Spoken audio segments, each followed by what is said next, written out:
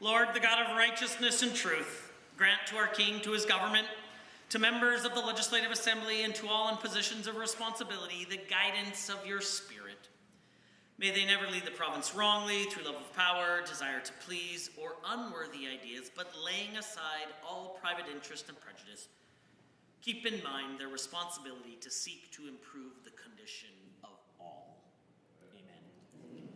Honorable members, we will now be led in the singing of God Save the King by Mr. Michael Peters. I invite you to participate in the language of your choice. God save our gracious King, long live our noble King. God save the King. Send him victorious, happy and glorious, long to reign over us. God save the King. Honorable members, please be seated.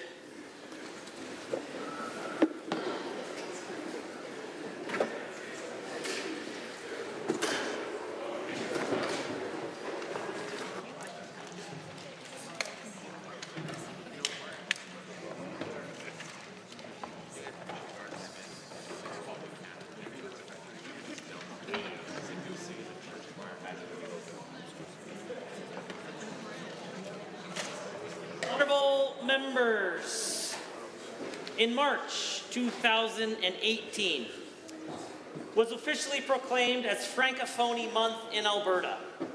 The Legislative Assembly of Alberta marks International Francophonie Day with a public ceremony that includes official remarks, live performance, the Franco-Alberta flag, the official flag of the International Organization of La Francophonie in celebration. Today, which happens to be International Francophonie Day, I had the honor of hosting an event in the Rotunda and an opportunity to be immersed in French culture. French is the mother tongue of approximately 88,000 Albertans, about 2% of the population.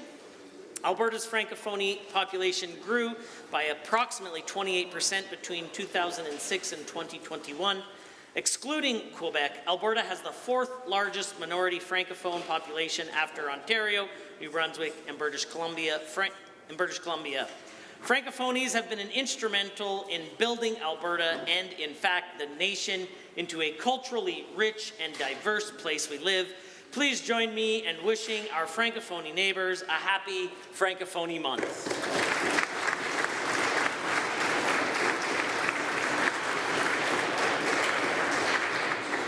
Introduction of visitors. Honourable members, as I just mentioned, we hosted the annual Francophonie Day celebration in the Rotunda today, and there is a delegation that has joined us in the Speaker's suite.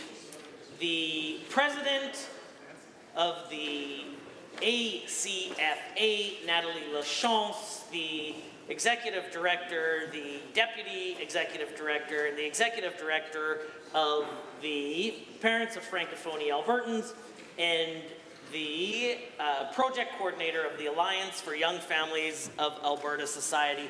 Please rise and receive the warm welcome of the Assembly.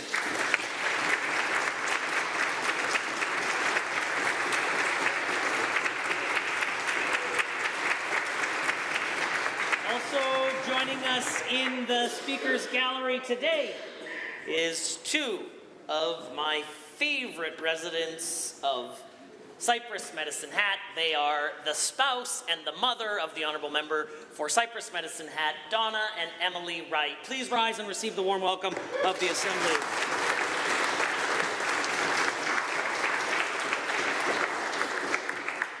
The Honourable the Premier has a school group to introduce. Mr. Speaker, it's my great pleasure to introduce a class of grade 6 students that I know are very important to you. This class has traveled all the way from the outstanding constituency of Olds, Didsbury, Three Hills to be here and visit you today. They are led by their teacher, Mrs. Brown, and are from Olds Koinonia Christian School. So to all the great students, please rise and receive the warm welcome of the Assembly.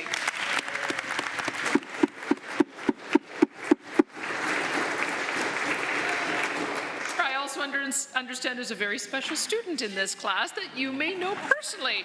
I've had the pleasure of meeting her a couple of occasions, I think the last when she was 2 years old, and I know that she is a very bright, smart, beautiful young lady who's going to grow up to do great things, including perhaps sitting right here in this legislature, as I know she likes politics. She takes after her dad. Your daughter, Miss Peyton Cooper, I would invite her to rise and receive the warm welcome.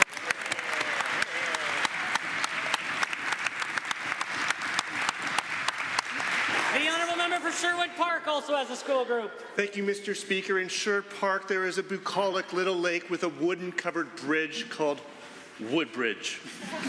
And there are students from Woodbridge Elementary here. Will the bright students and teachers and chaperones of Woodbridge Elementary School please rise and receive the warm welcome of the Assembly. The honourable member for Cypress Medicine Hat. Mr. Speaker, it is truly an honor to rise and introduce my mother, who's been here a number of times now, but I believe this is the first time I have been lucky enough to introduce my loving and endearing wife, Emily Wright, and I would ask them both please rise again and receive the warm welcome of the House. The honourable member for Lacombe-Panoka. Speaker, I rise to introduce to you and through you to all members of the Legislative Assembly my guests from Team Alberta Crops, including my brother, Kevin Bender, with Alberta Grains, Jason Assant with Alberta Grains, Jennifer Croson with Alberta Sugar Beet Growers, Carl Huvenars and Russell Wildeman with Alberta BC Seed Growers, Kevin Veenstra with Alberta Seed Growers, Stacey Badgema with Alberta Potato Growers, and Connie Phillips, Alberta Beekeepers. Please rise and receive the warm and traditional welcome of the Assembly. The honourable member for Grand Prairie Wapiti. Thank you, Mr. Speaker. I want to introduce to you and through you my lovely wife, Mary, of 40 years. Please rise and receive the warm welcome of the Assembly. Hear, hear. The honourable member for Grand Prairie. Mr. Speaker, I rise to introduce you, through you, and all members of the Legislative Assembly, my wife, who has been married to me between 8 and 9 years, a little uncertain. My best friend and spouse and mother of my 3 boys. Please rise and receive the warm welcome of the Assembly. The Honourable Minister of Justice. Thank you very much, Mr. Speaker. I rise to introduce to you and through you to all members of the Assembly, Dr. Riyad Tarabain and Jalal Tarabain, prominent Edmontonians, wonderful people and close friends. Please rise and receive the warm welcome of this Assembly. Are there others? The Honourable Minister of Technology and Innovation. Merci, Monsieur le Président. J'aimerais vous présenter ma bonne amie Nathalie Lachance de la CFA. Nathalie travaille d'arrache-pied chaque jour pour défendre les Franco-Albertains et elle a été une mentor pour moi alors que je continue à perfectionner mes compétences en français. Je vous invite à vous lever et lui réserver l'accueil chaleureux de l'Assemblée. Are there others? The Honourable Member for Camrose. It's my pleasure to rise and introduce to you and through you and to all members of the Assembly, Mrs. Sarah Lindquist. Would you please rise and receive the warm welcome of the Chamber, good friend. Are there others? The Clerk. Ministerial statements. Member statements. The Honourable Member for St. Albert has a statement to make. Merci, Monsieur le Président, Mesdames et Messieurs, étudiants, chers amis de la francophonie. Aujourd'hui, nous célébrons le mois de la francophonie, un moment pour honorer notre histoire, notre culture et surtout notre résilience. Je suis heureuse d'être ici avec vous pour célébrer ensemble la richesse, la diversité de notre francophonie. Ensemble, affirmons avec fierté notre attachement et notre engagement à la langue française et aux cultures francophones. L'an prochain, nous allons marquer le 100e anniversaire de l'Association canadienne-française d'Alberta, une preuve vivante de la force et la unité de notre communauté. Depuis un siècle, nous avons surmonté des défis et affirmé notre place dans cette province, contribuant à son développement dans tous les domaines. Mais le travail n'est pas terminé. La demande pour les services en français continue en santé, en éducation, dans les services sociaux, les métiers et l'emploi. J'applaudis le travail de la ACFA, renforcer les liens avec les peuples autochtones et les métis et promouvoir la réconciliation. Nous devons continuer et développer la francophonie en Alberta, non seulement pour protéger nos droits, mais aussi pour assurer un avenir prospère aux générations futures. Face aux défis récents qui remettent parfois en question notre souveraineté, non juste notre souveraineté linguistique, nous devons rester, debout, fiers et solidaires. La francophonie albertaine n'est pas une minorité silencieuse, mais une communauté dynamique, essentielle à l'identité et la richesse de notre province. Continuons à bâtir ensemble à l'avenir où le français royaume, ici chez nous en Alberta. Merci et bonne célébration. Welcome and happy Francophone Day. The honourable member for Leduc-Beaumont. Well, thank you, Mr. Speaker. Yesterday, I attended an announcement hosted by the Ministers of Education and Infrastructure that announced 14 new school projects in and around Edmonton, adding nearly 16,400 new and renovated student spaces. This announcement was very important for my riding because it included 2 new school projects in Beaumont under Budget 2025, if passed. There will be a new public and Catholic high school on a shared site in the Azure Lakeview neighbourhood. This announcement means that there are now 3 school projects in process in my riding of Leduc-Beaumont, with the other project being the renovation of École Corinthia Park K-6 school. And of course, I had the pleasure of attending the grand opening of the Opaho Secondary School in Leduc this past fall. Mr. Speaker, we are seeing schools built at record speed by Alberta's government across the province. And Mr. Speaker, despite some of the falsehoods and fake political bravado put forward by the opposition, our government is funding school projects at all stages at record speed. In total, Alberta's government is funding 132 ongoing school projects. School projects move through steps like planning, design, and to construction. School projects need blueprints, a plan, and a design before shovels hit the ground. I'm not surprised the NDP are failing to grasp this concept. When they were in government, their plans and blueprints for Alberta were shoddy at best. Their projects included follow-through, built on nothing more than their ideological aspirations. The members opposite will come to learn that if you are going to do a job, you got to do it right. And this Conservative government is taking all the steps required to succeed. More schools now, Mr. Speaker. That's the job, and through generational investments and an innovative acceleration program, we are building the schools every child deserves. Thank you. The honourable member for Edmonton-Decore. Mr. Speaker, life in Alberta for many is no longer tough, it is unbearable. More than half of Albertans are reporting that their standard of living has fallen and they are barely making ends meet, forced to choose between rent, groceries, and keeping the lights on. Families are sacrificing, seniors are struggling, and young people are losing hope for a future they can afford. Yet, while Albertans suffer, this Moorish government thrives, not by serving for the people, but serving for themselves. Instead of addressing the affordability crisis, the UCB is embroiled in corruption, proving once again that when they put their own interests first, it's everyday people who pay the price. Take the example of corrupt care scandal, where this government funneled millions of taxpayers' dollars into backroom contracts for their friends while our hospitals are left underserved, our ERs overcrowded, and patients are left in hallways. While Albertans waited hours, sometimes days, for urgent care, this government was signing off sweetheart deals. This is not just mismanagement, this is simply betrayal. Mr. Speaker, corruption is not just unethical, it is expensive. Every wasted dollar, every backroom deal, every ethical violation means less support for the struggling families, exhausted frontline health workers, overwhelmed teachers, underpaid education assistants, seniors on fixed incomes, and students drowning in debts. Albertans work hard, and they play by the rule, and they expect simply the government to do the same. It's time for a leadership that puts people over profit. It's time for an integrity over some Moorish influence. It's time for affordability over greed. Albertans demand public inquiry.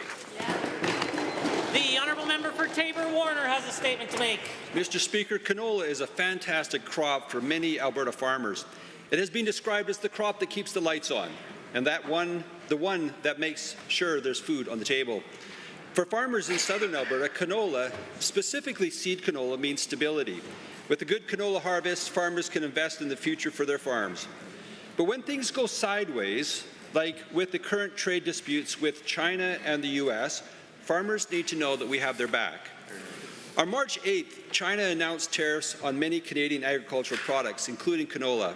In fact, China made this decision in retaliation to the federal government's 100% surtax on all Chinese electric vehicles and a 25% surtax on imported Chinese steel and aluminum products.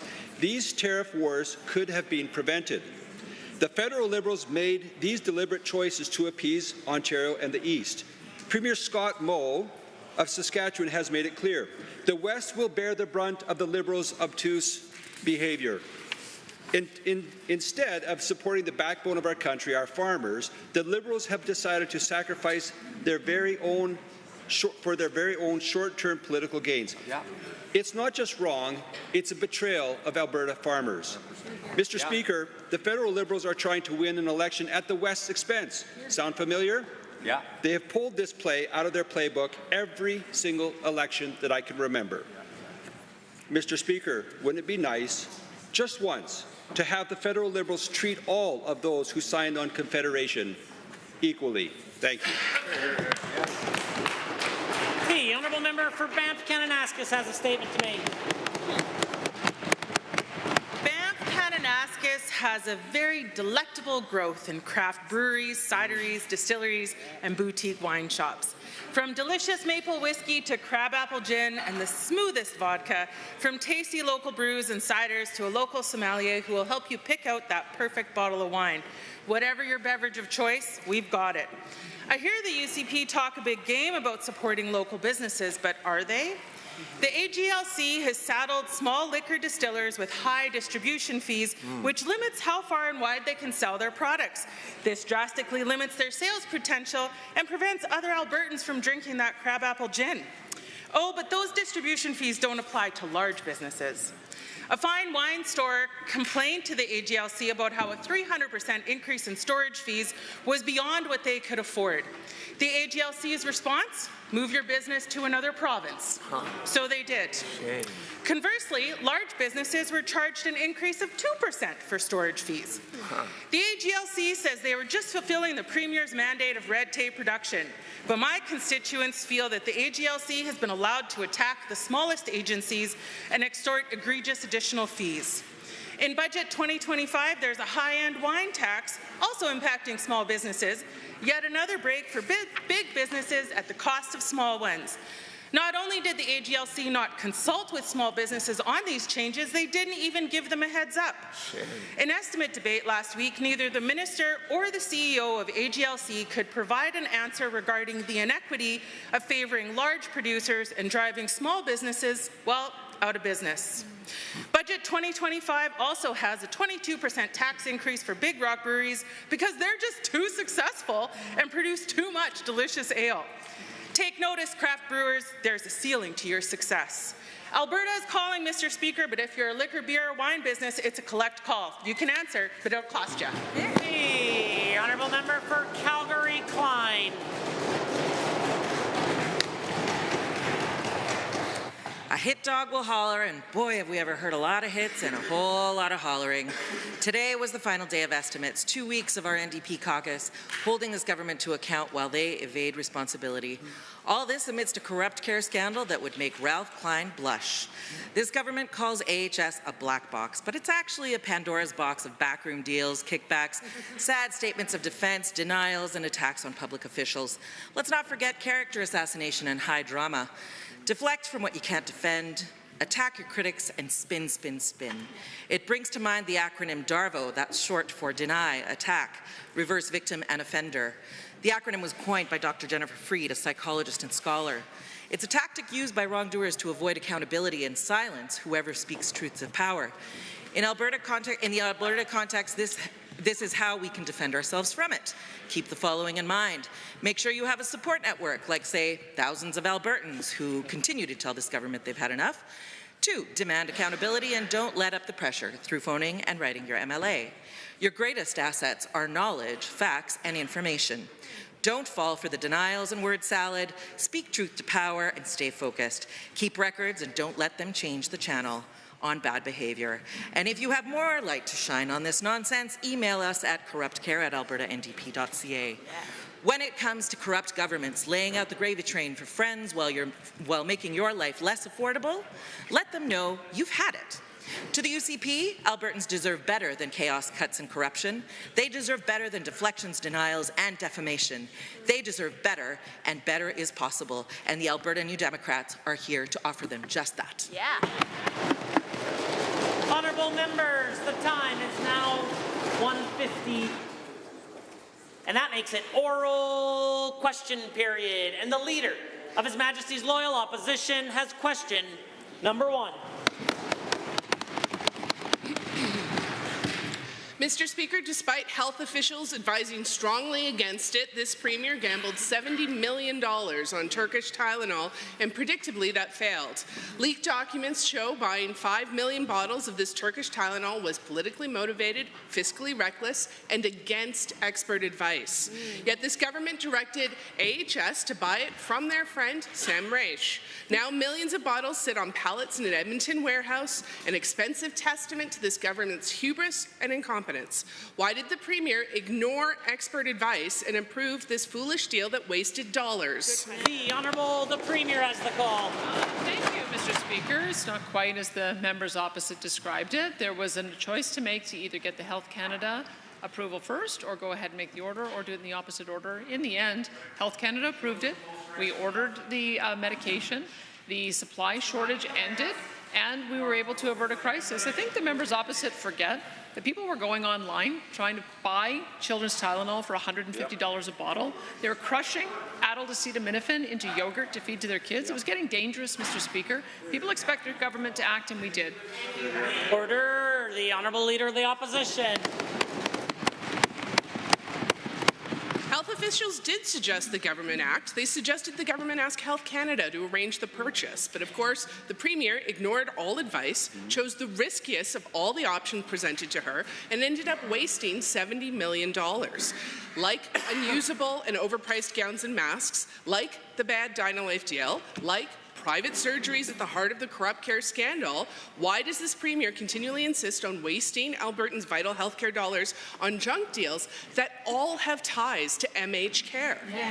The Honourable, the Premier has the call. Thank you, Mr. Speaker. I believe the members opposite seem to have forgotten there was a COVID crisis, a global pandemic, supply shortages on a whole array of medical equipment and supplies.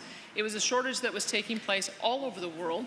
And in fact, the procurement department at AHS was one of the most successful in being able to procure product, to the point where they were also able to share it with other jurisdictions. Coming out of COVID, we were still facing supply chain disruptions. And I'm very pleased that we are going to be seeing the creation of new generic pharmaceutical facilities right in Alberta. The Honourable Leader of the Opposition. Multiple terrible deals. This government is so bad at business, they bought 8 years' worth of Turkish Tylenol despite 3-year shelf life. The leaked notes shows they knew, they were warned that 5 million bottles would expire long before they could be used and would be a huge waste of money. It had such dangerous risks, this government was forced to pull it from the shelves because AHS admitted it would have been fatal for babies it was bought for. The incompetence is staggering. Why won't the Premier admit she ignored official advice, applied political pressure to import the Tylenol, and call a public inquiry into corrupt care? The Honourable, the Premier has the call. Well, what the member opposite says is absolutely untrue. Atabay Pharmaceuticals has been in operation since 1939. They provide this product, exactly this product, all throughout Europe, through the Middle East and Africa.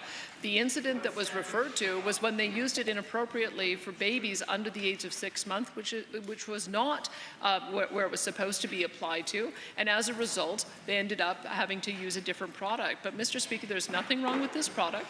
The supply shortage ended faster than anybody expected, and we're looking to be able to place that with another country. The Honourable Leader of the Opposition for second set of questions.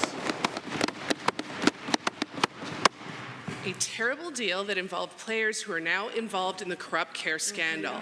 Mr. Speaker, we know on December 20th, the Chief Financial Officer of AHS wrote in a letter to MH Care that they were worried that one or more employees working for AHS and MH Care at the same time might have been acting inappropriately. Will the Premier please be specific? We've asked in the chamber before, on what day was she briefed about the Chief Financial Officer at AHS sending this letter to MH Care and these serious concerns? The Honourable the Premier. Mr. Speaker, I've never been briefed on that, because what happens in government is procurement decisions are made at multiple layers below in the administration. The decision of government is to move forward on a purchase, but the RFP, the contracting process, and then the details around the contract are made by staff within AHS. If there are problems within the staff at AHS, within their procurement model, that's what we're getting to the bottom of trying to find out, Mr. Speaker. It's why we've got the Auditor General and we've got a retired judge looking into it. The Honourable Leader of the Opposition. Jitendra Prasad had an MH Care email address at the same time that this government mandated through a ministerial directive that they drove against expert advice that AHS gives Sam Raish $70 million for Turkish Tylenol. They gave it to him in advance. He's now sitting on $49 million of undelivered product. Mr. Prasad had an email address at the same company AHS was buying the medications from. It looks like he was working for the buyer and the seller at the same time, which in retrospect makes sense because it was such a bad deal. When did the Premier learn about this? The Honourable Premier. Mr. Speaker, I would remind the members opposite that there is a statement of claim that has been issued in conjunction with the $1.7 million ask for compensation, a statement of defense that has been filed by the government. None of the allegations have been tested in court, and when they are, we'll get to the bottom of the answers. We've also got the Auditor General looking into it, a retired judge looking into it. The report is going to be available in July, and I look forward to seeing if there are recommendations for how we can improve processes. The Honourable Leader of the Opposition. Mr. Speaker, Blaine Askew left AHS and joined MH Care. He now also co-owns companies that this Premier's Chief of Staff tried to get bloated contracts for, and he may have been working for MH Care while also working for AHS, just like Jitendra Prasad. The AHS Chief Financial Officer had serious concerns. The CEO was incensed. The board said to go to the RCMP. The Premier now claims she's never been briefed. She's certainly more than aware of it now. When criminal activity was potentially taking place, why did the Premier fire the people involved instead of calling a public inquiry? The Honourable Premier. Thank you, Mr. Speaker. There are very good reasons why the government is taking more control over AHS, and it's because they have not done a great job of delivering on the services that Albertans need. We have a primary care system that is going to be delivering on family practitioners for individuals. We've got a mental health and addictions model that is now going to be ensuring people have a pathway to recovery. We've got an assisted living model that is going to make sure that people are taken out of hospitals so that we have those hospital beds available for acute care. And we're going to be using charter surgical centres to reduce backlogs, Mr. Speaker. That's why we had to take charge. Point of order is noted at 1:59. The Honourable Leader of the Opposition.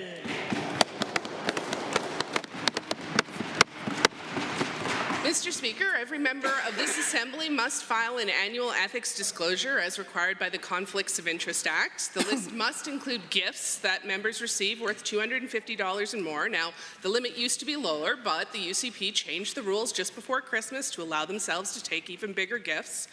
And they gave Marshall Smith, the Premier's then Chief of Staff, the authority to sign off on some gifts. It sounds like the fox watching the hen house. I'm curious why the Premier's recently filed ethics disclosure does not list a single gift on it. What? The Honourable the Premier. Thank you, Mr. Speaker. The rules are that we file 3 different types of ethics disclosures to the Ethics Commissioner gifts under 250 are not included. 250 to 1,000 have to be disclosed within a certain period of time, and those over 1,000 also have to be disclosed. I have given all of the information to the Ethics Commissioner. He has not indicated that he's seen any problems with what I've delivered to him. All of these members have the same requirements on them. I'm not the police officer of the decisions that members make, but it is their obligation to make sure they report. The Honourable Leader of the Opposition. What?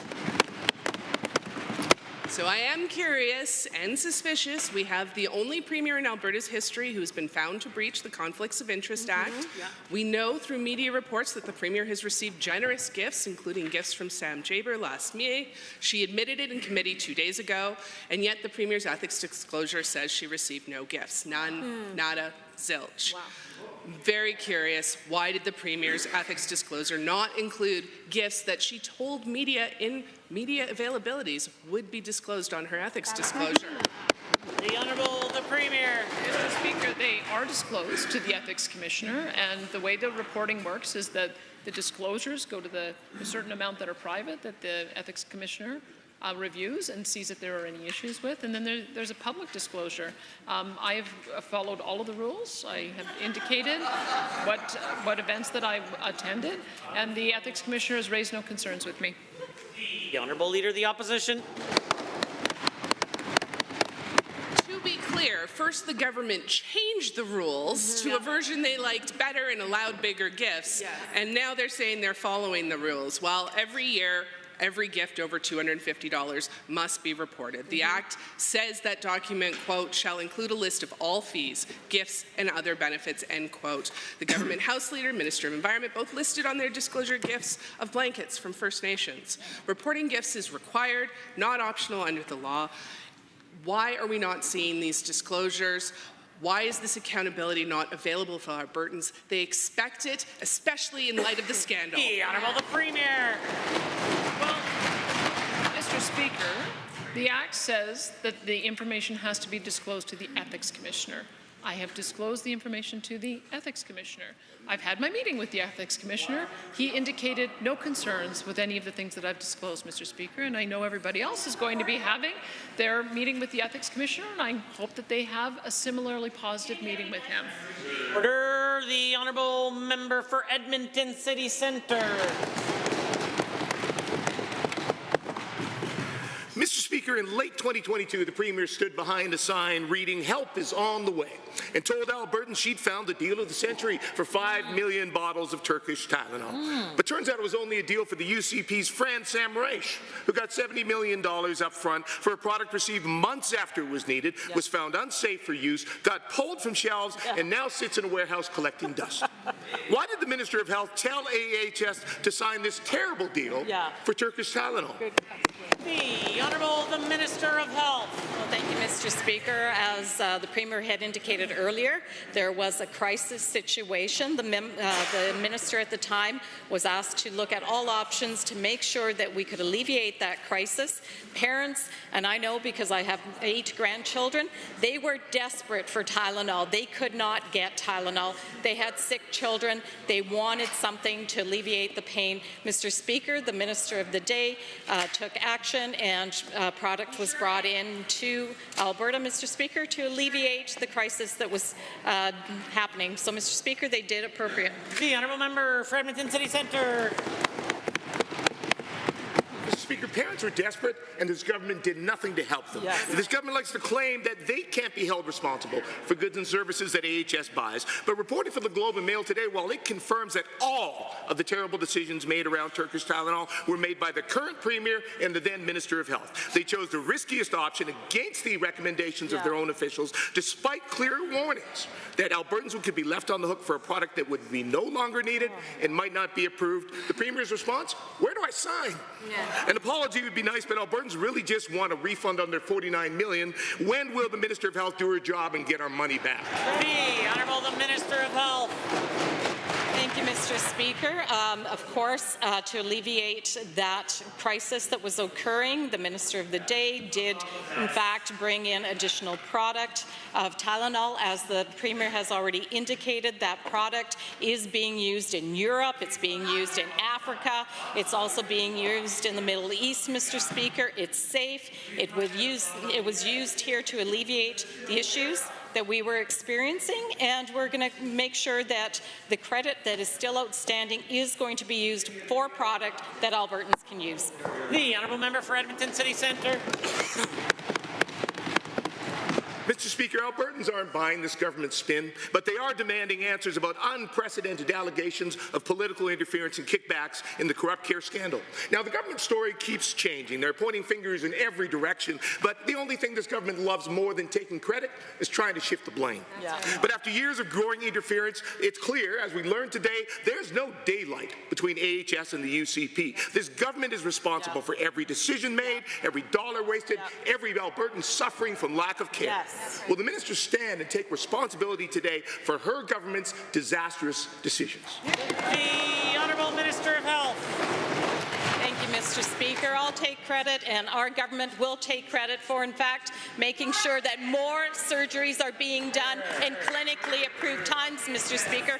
We're also lowering wait times at ERs. We're also making sure ambulances get back on the road, Mr. Speaker. We're also making sure that facilities, healthcare facilities, have the resources they need. Mr. Speaker, the members opposite starved the rural facilities, Mr. Speaker. That is unacceptable. We're going to change that and make sure that all our facilities are up to snuff. The Honourable Member for Edmonton Gold Bar. The Premier gave her own office a nearly 25% increase in its budget this year. The excuse? She's bringing the UCP's failed energy war room under her wing. The war room has wasted Albertans' money on more than one stolen logo, bogus attacks, and questionable research. In other words, a classic UCP failure. Did the government ever consider using this money to do its actual job and promote Alberta instead of continuing this embarrassment? The Honourable Minister of Energy and Minerals. Mr. Speaker, I was so proud last week just to go to Texas and to watch the Premier in action. She was not just leading Alberta, Mr. Speaker, and such a great example to Albertans, but she was leading the country and leading the world. By her example, we saw her rise up to the occasion, Mr. Speaker, and actually represent Alberta in such a way that the world is now learning about what Alberta has to offer. The 4th largest reserve of oil in the world, the 9th largest gas reserve, Mr. Speaker. We have the energy and the world wants it, and we're going to provide it. The Honourable Member for Edmonton Gold Bar. Given that the UCP War Room's claim to fame is attacking an animated children's movie about Bigfoot and his son, and given that Bigfoot's roommates in this super serious movie are a raccoon and a bear, all of whom talk to each other in English, and given that this UCP War Room spent Albertans' money on a campaign fighting Netflix for making a wholesome children's movie, why does the Premier want to double down, waste millions more this year going after children's films like Bigfoot? Who's next? Bambi? The Honourable Minister of Energy. Now, Mr. Speaker, it's true, my 6-year-old daughter would enjoy this conversation very much with the member opposite, and maybe they would have some cartoons in common. But, Mr. Speaker, this is not a joking matter. We sell a lot of oil to the United States. We sell a lot of oil to the world, and that pays for schools, it pays for hospitals, it pays for roads and bridges. And, Mr. Speaker, it's important to send our message to the world, because without that message, Mr. Speaker, we're going to be landlocked, and we can't be landlocked. I know that's what the NDP wants. They're 1 minute protesting pipelines, Mr. Speaker, and the other moment they're not talking about it. Order. The Honourable Member.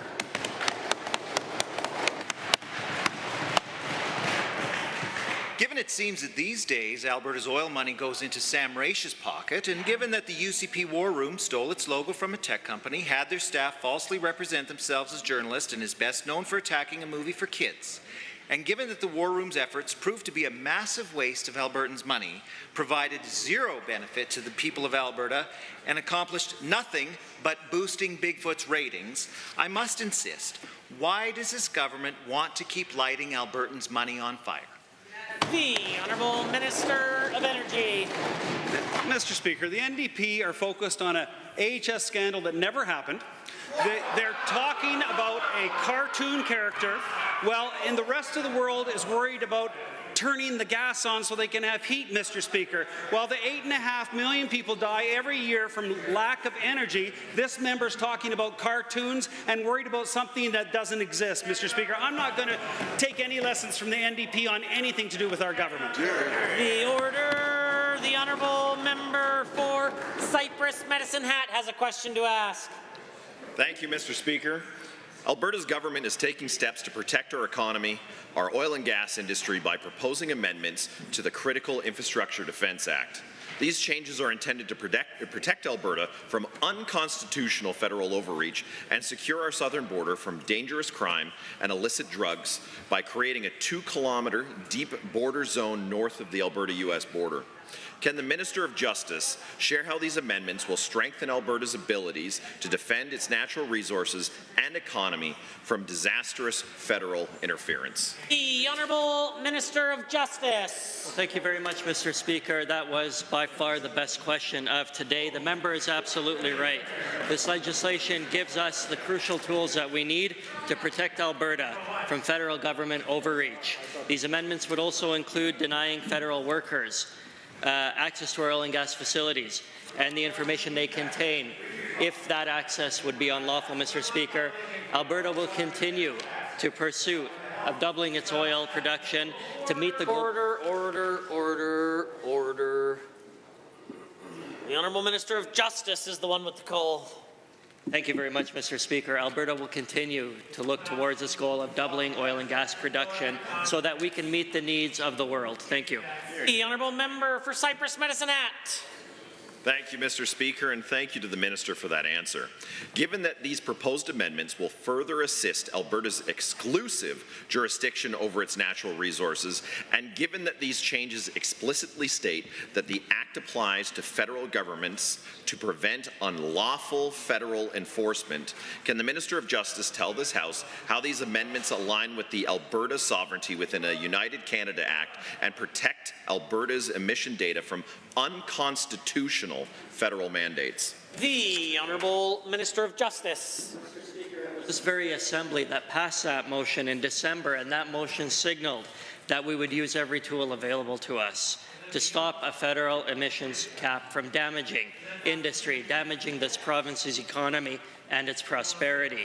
And that's exactly what we're planning to do with this legislation, updating the Act to include facilities where oil and gas production facilities and data records are held, will help protect Alberta's economy and the province's ability to continue to grow. Mr. Speaker, Alberta will not tolerate Ottawa's infringement on this province's industry. The Honourable Member. Thank you, Mr. Speaker. Given these amendments also designate a 2-kilometre deep border zone north of the Alberta-US border as essential infrastructure, and given that securing Alberta's southern border in my riding is essential to preventing crime and ensuring public safety, can the Minister of Public Safety and Emergency Services explain how these amendments will enhance border security and what additional steps our government is taking to protect the Alberta southern border? The Honourable the Deputy Premier. Thank you very much, Mr. Speaker. And I think this chamber does know that the amendments to this act are vital to increasing border security along Alberta's southern border. Mr. Speaker, of course, it provides another tool in the toolbox for law enforcement when it comes to lawful placement. And Mr. Speaker, we also, of course, have our interdiction patrol teams that are out there doing an outstanding job. Those 51 uniformed officers, 31 of which are in the process of being hired right now. They have carbine rifles, 10 support staff, dispatchers, analysts, 4 drug patrol dogs, 10 surveillance drones, Mr. Speaker. We're taking care of the border, and we're keeping this border secure, Mr. Speaker. The order. The Honourable Member for Calgary Foothills. Mr. Speaker, every day we hear more about the extent of the crop care scandal, a scandal that raised the concern of the former Minister of Infrastructure to the point he quit his job in the Premier's cabinet. Other UCP MLAs have also raised concerns with the crop care scandal, including the MLA from Taber-Warner, when he said, it doesn't look good when the CEO was fired and then the full board is fired shortly thereafter, likely very, very soon thereafter. To the Minister of Finance, The buck stops with Treasury Board. What exactly does it take for the minister to believe a judicial-led public inquiry is required? The Honourable the Minister of Justice. Mr. Speaker, we've been very clear about this whole thing. There is a statement of claim that has been filed by an AHS CEO seeking 4 times her contracted severance, Mr. Speaker. There is a statement of defense which clarifies this government's position line by line, very clearly and articulately. So I don't know what the member is referring to when he references the Minister of Finance. There are multiple investigations happening. Order. All I can hear is the Honourable Member for Calgary, Boular-McCall, which is surprising because he doesn't have the call. The Honourable the Minister of Justice does. Thank you very much, Mr. Speaker. I am, yes, the Minister of Justice, not that member, and we are continuing to defend the claims as alleged, Mr. Speaker. All of that will become clear very shortly. The Honourable Member for Calgary Foothills now has the call. Well, given that Treasury Board and Finance is responsible for financial planning and responsible for fiscal management of this government, and given that the contracts at the centre of this crop care scandal are worth hundreds of millions of dollars, given that the scandal has resulted in Albertans losing faith in the government's ability to be accountable of their hard-earned tax dollars that they pay, when will the Minister of Finance call for a public inquiry into corrupt care? The Honourable the Minister of Justice. Mr. Speaker, once again, there are multiple investigations happening, independent investigations that have nothing to do with this government. This government is fully complying with those investigations. The statement of defense outlines our position very clearly. Mr. Speaker, Alberta Justice is responsible for defending this government, and we're going to diligently do so. And we're going to take an approach that is completely opposite of what was alleged in the statement of claim, because it's completely wrong, Mr. Speaker. We will defend that claim vigorously, and we will defend it till the end. The Honourable Member. Given that the crop care scandal calls into question the procurement practices in the Ministry of Health, and given that the scandal has also extended into infrastructure's purchasing of land to the direct benefit of the same individual that sold the government bad PPE, unusable Turkish Tylenol, and bloated surgical contracts, and given that this government is prone to approving contracts apparently without review or consultation, when will the Minister of Finance step in and call for a public inquiry? The Honourable the Minister of Justice. Mr. Speaker, nothing in that member's statement was accurate. The CEO was fired for the reasons that were articulated in the statement of defense. All of the government ministries and the Premier leading the way has said that we will cooperate with any investigation on behalf of the Auditor General, on behalf of the retired judge, and the statement of defense outlines our position very clearly. I would encourage that member to read it. If he has read it, I would encourage him to read it one more time. Thank you. Honourable Member for Edmonton Highlands Norwood. I spent time this week asking budget questions of the minister supposedly responsible for housing. The weight of these discussions is not lost on me, as years of underinvestment in housing has led to a devastating situation on our streets. Homelessness has tripled in Edmonton since 2019 under the UCP. We've seen record numbers of deaths of unhoused people, and Edmonton has experienced some of the highest numbers of frostbite amputations. Yet, despite these horrific stats, we're seeing cuts to homelessness supports in the UCP's budget. So to the Minister, my question is simple. How can you justify this? The Honourable the Minister of Seniors, Community and Social Services. Mr. Speaker, the Honourable Member just never misses an opportunity to be wrong, Mr. Speaker. There's no cuts in this budget to the homeless line item. In fact, it's the highest homeless investment or preventative services line item in the history of the province, Mr. Speaker. About $250 million in just directly to homeless emergency supports, Mr. Speaker. The highest amount of shelter spaces in the province's history. Investigation and navigation centres, Mr. Speaker.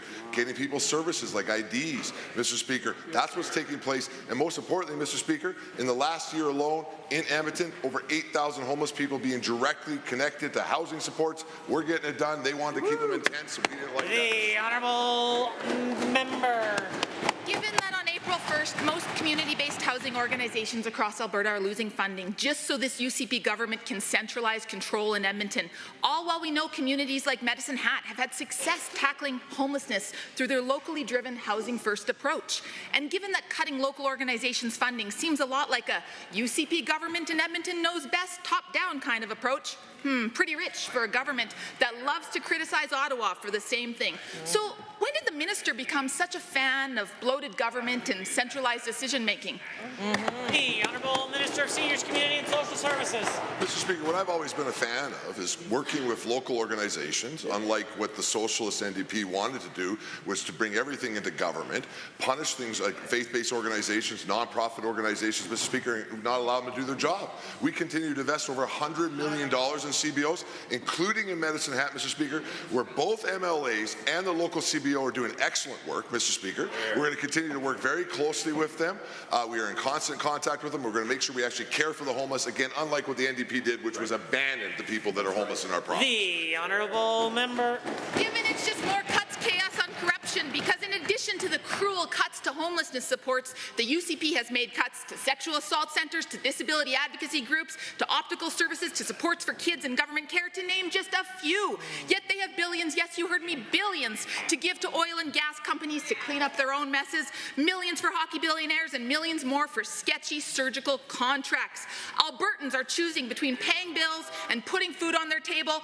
Why aren't the UCP choosing to invest in Albertans? The Honourable Minister. Mr. Speaker, my ministry has the second largest budget in government, Mr. Speaker, which shows the commitment that this government has to being able to care for Albertans. Most importantly, when it comes to those who are facing homelessness, Mr. Speaker, I'm proud of our record. We've worked very, very hard to help people. We're going to continue to do so, Mr. Speaker. And unfortunately, we saw with the NDP's damaging policies with homelessness, it was not only damaging the people that were in encampments, it was creating an economic disaster now that even places like the White House and the Americans were pointing out the disaster was taking place in our capital city. This government fixed it. We're going to stand with Albertans, Mr. Speaker, and we're going to resist the damaging NDP policies going forward. The Honourable Member for Lesser Slave Lake.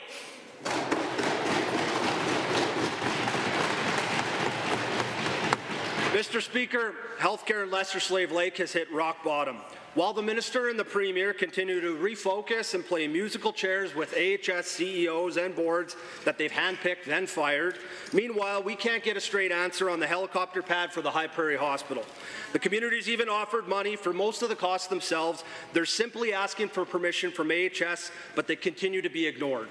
To the Minister of Health today, when can the High Prairie Hospital expect to finally get this helicopter pad approved? The Honourable the Minister of Health. Thank you, Mr. Speaker. And as I've mentioned to the member opposite many times when we've spoken in the past, we are currently doing a review of all of the fixed wing and rotary wing ambulance facilities and services that we do have. Mr. Speaker, I expect that report very shortly, and we will be making decisions following that report. The Honourable Member for Lesser Slave Lake. Thank you, Mr. Speaker. Given the Slave Lake Hospital's emergency department has been forced to close overnight multiple times in the past 12 months, leaving our residents in the north feeling abandoned and frustrated that our lives appear to matter less to this Premier than those in the big cities. And further given, every time the ER is closed, the people of Lesser Slave Lake have less and less faith in the Premier's ineffective vision for health care in Northern Alberta. Would the same Minister or the Premier please commit to make meaningful changes to health care policies to prevent future hospital closures in my hometown of Slave Lake? Point of order is noted at 2:22. The Honourable Minister of Health. Thank you, Mr. Speaker. And every part of Alberta is a priority for our government. It is reason why we are actually spending $28 billion to provide health care across this province, Mr. Speaker. We are continuing to make progress in getting more physicians into the province. When I started, we were at 10,600. We're well over 12,212. I just met with the president of the Alberta Medical Association yesterday, and there is great excitement over the new primary care compensation model, which will also attract more physicians to locations like rural Alberta. The Honourable Member for Lesser Slave Lake. Mr. Speaker, given there's little in Budget 2025 for my riding and healthcare, I assume this government was making responsible fiscal choices everywhere. But given I noticed there's a $22 million interim catheterization lab slated open 2028 in this minister's own riding, further given the new Red Deer hospitals poised to be open in 2030 and includes a new catheterization lab, leaving taxpayers on the hook for an absurd amount for only 2 years of services. Will the minister tell us why that $22 million couldn't be better spent in Northern Alberta to allow us to keep our hospitals open? The order. The Honourable the Minister of Health. Thank you, Mr. Speaker. And the interim cath lab, if the member opposite wanted to come and have a conversation with me, he would be able to understand that it's actually being funded through the foundation for the Red Deer Hospital Foundation. We are facilitating that expansion for that interim time, and the space. Order.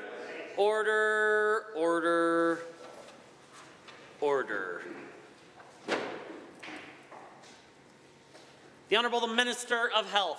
Thank you, Mr. Speaker. It is being funded through the foundation so that we can have cardiac catheterization services in Central Alberta quicker, because in fact we've been underserved for many, many years, as well as Lethbridge will also be getting cardiac catheterization, as well as the North. We're going to be looking at every other. The Honourable Member for Edmonton Manning has a question. Thank you, Mr. Speaker. The provincial government has a responsibility to support Alberta agriculture producers. Given that business risk management supports are shared with a 40-60% split with the federal government, and given that there are now 100% tariffs on canola oil, canola meal, peas, and an additional 25% on pork, and given that the United States has planned 25% tariffs on all agriculture products, which will be a significant detriment to both crop and livestock production, causing deep concerns among Alberta beef producers. Will the minister be renegotiating stronger BRM supports at the next FPT to support our agriculture industry?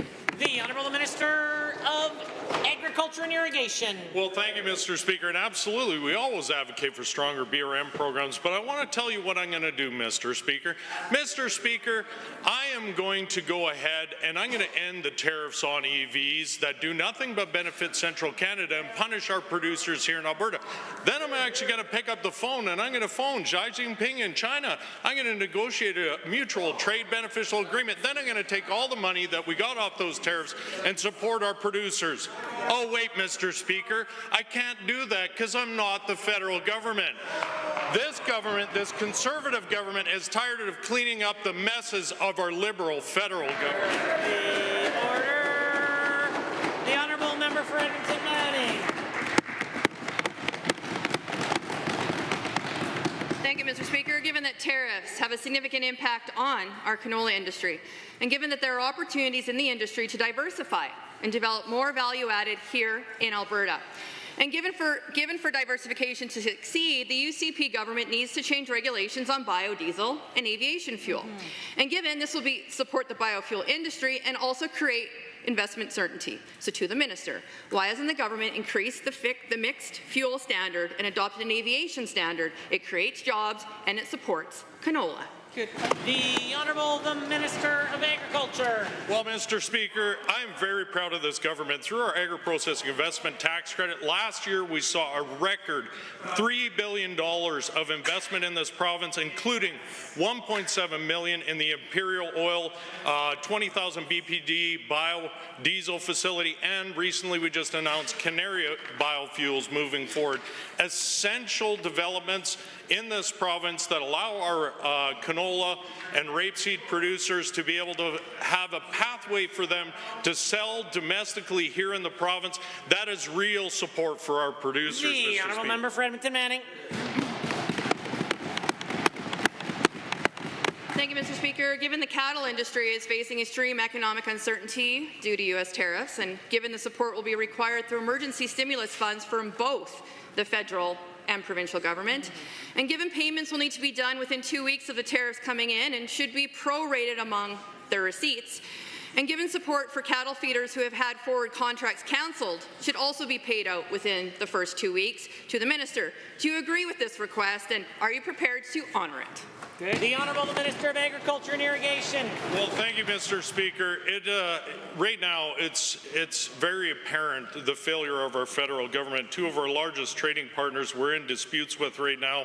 I've been actively working with our Alberta beef producers and our cattle feeders, hearing their concerns every day. What I can say is that what we need now more than ever is federal leadership to end this trade dispute. I'm very proud of our Premier, who's down every single day meeting with our U.S. counterparts and trying to do everything possible to prevent these tariffs, which is the best scenario for Alberta producers. The Honourable Member for Leduc-Beaumont has a question. Well, thank you, Mr. Speaker. All levels of government share the responsibility of addressing homelessness. Over the past several years, Alberta's government has invested more than $500 million to support Albertans experiencing homelessness, with the goal of getting people off the streets and back on their feet. In conjunction with the federal government, Alberta has signed the Canada-Alberta Agreement for the Unsheltered Homelessness and Encampments Initiative, which provides additional funding for provincial homelessness initiatives. To the Minister of Seniors, Community and Social Services, what are some of the key housing investments in Budget 2025 aimed at supporting long-term housing stability? The Honourable Minister of Seniors, Community and Social Services. Well, thank you, Mr. Speaker. We're investing actually over $220 million directly in emergency homeless initiatives right here in our province, Mr. Speaker. We are excited that the federal government has stepped up to the plate to partner with our approach of dismantling encampments, dangerous encampments, Mr. Speaker, and making sure that we invest in safe places for people to go through recovery, sometimes for addictions, or into other housing that they may need. One of the things I think we are most proud of is that we're investing $98 million in local programs to get people directly off the street into housing. And again, last year, as I was just saying earlier, Mr. Speaker, we were able to get 8,000 Albertans from the streets to access to housing supports in our province, showing that Alberta's way works, Mr. Speaker. The Honourable Member for Leduc-Beaumont. Well, thank you, Mr. Speaker, and to the Minister for that response. Given the dangers of those living in an encampment, both to those specific individuals and to the public at large, and given that housing affordability helps vulnerable Albertans access supportive housing options, to the same Minister, how will you ensure the most effective allocation of the funding to achieve measurable outcomes in reducing homelessness and improving long-term housing stability for vulnerable Albertans? The Honourable Minister. Well, Mr. Speaker, we heard loud and clear from our partners all across the province that there was a need to streamline the funding process in the homeless space for Alberta's government to take the grant process back in-house and be able to look globally at what was taking place on homelessness to get resources to the front lines to care for people. We're doing that right now in our province, Mr. Speaker. And again, we've been able to work with the federal government for them to recognize that our approach of dismantling dangerous encampments that have been pushed forward as policy by NDP parties across the country is the wrong approach, which is why they're supporting Alberta's approach, Mr. Speaker. The Honourable Member. Thank you, Mr. Speaker, and again to the Minister. Given the significant investments made by both provincial and federal governments, and further given that breaking the cycle of homelessness requires sustainable housing solutions, and further given the overall complexity of homelessness, to the same Minister, how is our government tracking progress in providing affordable and sustainable housing supports for those in need? The Honourable the Minister. Well, Mr. Speaker, since 2019, Alberta's government directly has invested almost $1 billion in affordable housing. We continue through our Stronger Foundations plan to invest upwards of $9 billion with our partners between now and 2031, Mr. Speaker.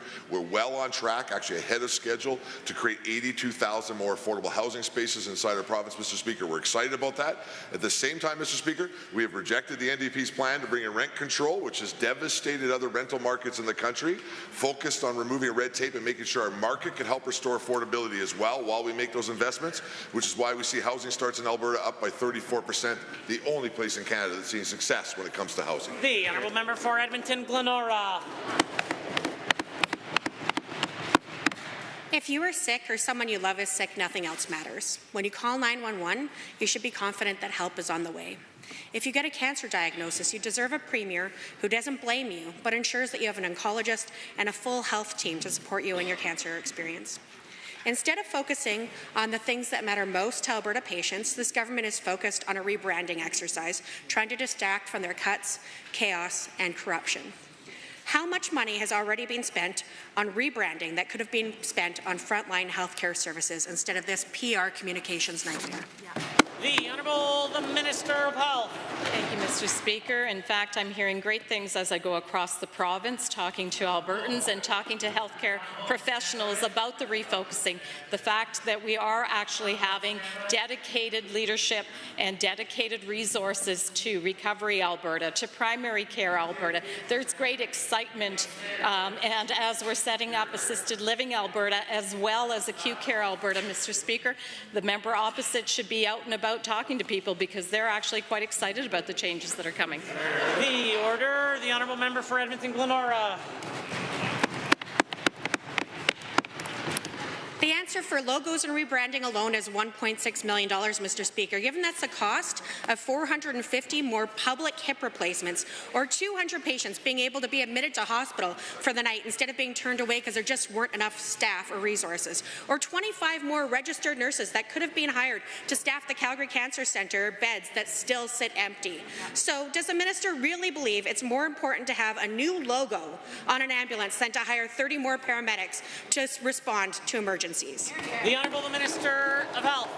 Mr. Speaker, I've already indicated through Budget 2025 that we're actually adding resources in all those areas. But, Mr. Speaker, let's take a walk down memory lane when the member opposite was the Minister of Health, when wait times for cataracts, for hip replacement, and for knee replacement surgery all rose by 30% or more, Mr. Speaker.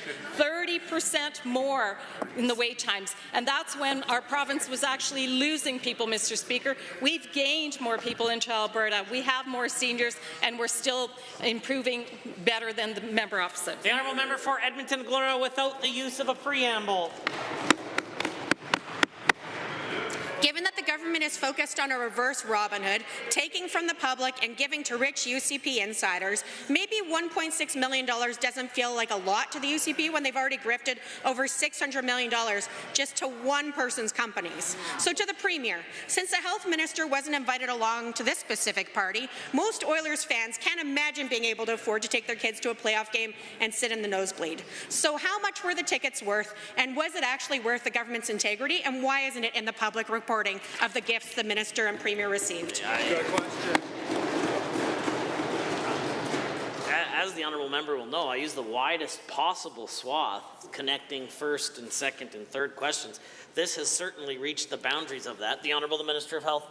Thank you, Mr. Speaker. I also want to go down memory lane and remind you that when the member opposite was the Minister of Health, a well-respected CEO not only quit, but also gave up her severance because she was worried about escalating political interference, Mr. Speaker.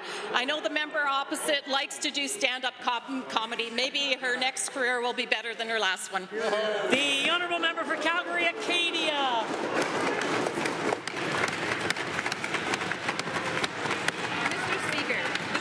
Vaccines is that they provide long-term protection from serious diseases. But for a vaccine to work effectively, it needs time, usually around 2 weeks. Yesterday, the Minister of Health took zero accountability for the measles outbreak in Alberta. Maybe if Sam Maresh was selling vaccines, Albertan families would be able to find them. How will this minister, who has refused to condemn anti-vax events and statements by her colleagues, prevent an even more horrific outbreak of measles? Good question. The Honourable the Minister of Health. Mr. Speaker, I'm not sure what the member opposite is talking about. In fact, if the member opposite read the Edmonton Journal just 2 days ago, the headline, LaGrange promotes measles shots, Mr. Speaker. Oh, sorry, I can't use my own name. My apologies on that. So, Mr. Speaker, of course, we are making sure that we provide information to Albertans so that they can get the vaccines for their families if they so choose. Mr. Speaker, we have 14 cases in Alberta, all contained within families. The Honourable Member for Calgary Acadia. Given the government caucus celebrates anti-vax individuals who lobby this minister for children to not get vaccinated, and given that the government can't even import safe children's pain medicines for our most vulnerable patients in the NICU, given that healthcare professionals told this government the Turkish Tylenol would increase the risk of necrotizing enterocolitis, potentially a fatal injury to the intestines in these tiny patients, why is this minister so unable to put children first and ensure that they are cared for safely and properly with access to vaccines against deadly diseases and safe medications? The Honourable Minister of Health. Mr. Mr. Speaker. Nothing could be further from the truth because, Mr. Speaker, as a mother of 7, as a grandmother of 8, I will put my record against theirs any day of the week in protecting children. I have done it consistently from the time that I was young, Mr. Speaker. I continue to do it as a rehab practitioner working with the mentally and physically disabled. Mr. Speaker, I will continue to protect our children. Absolutely, full stop. The honourable member for Calgary-Acadia. Given this government will go to the ends of the earth if Sam Maresh calls a so-called bargain on Turkish Tylenol, and given the minister ignores her colleagues' platform anti-vaxxers, including touring them around this legislature and promoting their extreme, unscientific ideas, and given that this is the worst healthcare minister we have ever seen, will the minister stop passing the buck and start putting children first instead of bending to the whims of her anti-vax colleagues and the government's corrupt care buddies? The point of order is noted at 2:38. The Honourable Minister of Health. Thank you, Mr. Speaker. Of course, we're going to continue to put children and families first. We will make sure that they have the medication they need, the information they need, the vaccines they need that they can get right now at no cost, Mr. Speaker. But I believe when the member opposite is talking about the worst Minister of Health ever, they're talking about their own minister that sat in the NDP as Minister of Health. The honourable member for Fort Saskatchewan-Vegreville. Mr. Speaker, human trafficking is an offence against human dignity that scars both its victims and our society. Addressing this horrific crime requires a unified effort with the participation of law enforcement, the community, and all levels of government. I've had the opportunity to champion CEASE, a non-profit community organization which works to combat human trafficking while supporting survivors in Edmonton. To the Minister of Public Safety and Emergency Services, what kind of collaboration take place between law enforcement and community organizations like CEASE to fight the scourge in our communication? The Honourable Minister of Public Safety, the Deputy Premier. Thank you very much, Mr. Speaker, and of course thank the member for that very important question. The collaboration with law enforcement and community partnerships is quite frankly vital to the success in combating that scourge of human trafficking, Mr. Speaker. As we all know, human trafficking often remains hidden, leaves scars on victims and survivors and of course communities, Mr. Speaker. Mr. Speaker, this is a very real crisis affecting not just people in Alberta, not just affecting people in Canada, but quite frankly all throughout the world. Thank you, Mr. Speaker. The honourable member for Fort Saskatchewan-Vegreville. Thank you, Mr. Speaker, and thank you, Minister. Given that many of us only consider human trafficking as a threat to women and girls, and given that the U.S. State Department research from 2019 identifies nearly 30% of all human trafficking victims globally as men and boys, and further given our government's commitment to ending human trafficking in all its forms, can the same minister tell this chamber how his ministry is working to address this critical issue amongst all demographics without gender bias? The Honourable Minister of Public Safety, the Deputy Premier. Thank you very much, Mr. Speaker, and thank you again for the member for that question. Look, the government is, of course, committed to addressing the critical issue across all demographics, quite frankly. This is why we have funded the Alberta Centre to End Human Trafficking, have made significant investments to disrupt trafficking networks and support survivors. Mr. Speaker, whether it's sex trafficking, labour trafficking, or any other form of exploitation, we are committed to exposing traffickers, safeguarding victims, and, of course, empowering survivors to break free from that cycle of abuse, Mr. Speaker. The honourable member for Saskatchewan-Vegreville. Thank you, Mr. Speaker, and thank you, Minister. Given that Alberta's alert team recently arrested 3 people for allegedly operating a decade-long human trafficking operation across multiple provinces, and given that human trafficking often takes place within broader global networks of organized crime, requiring the sharing of information between jurisdictions to address, and further given that the federal government's inaction on border security, can the minister please tell us how he plans to maintain Alberta's steadfast commitment to our secure border through collaboration between our provincial and American neighbours? The Honourable Minister of Public Safety. Thank you very much, Mr. Speaker. And of course, we all know border security is paramount for this government, and that's why we committed over $29 million for border security. That's why we're working very closely with the National RCMP as well as the Canada Border Services Agency to stop not just drug smuggling, illegal guns, but also, Mr. Speaker, human trafficking. Mr. Speaker, we on this side of the House believe in border security, and that's why I can say with confidence, Mr. Speaker, working with all of our partners, including our American friends, this border is secure. Honourable members, that concludes the time allotted for oral question period. In 30 seconds or less, we'll continue with the remainder of the daily routine.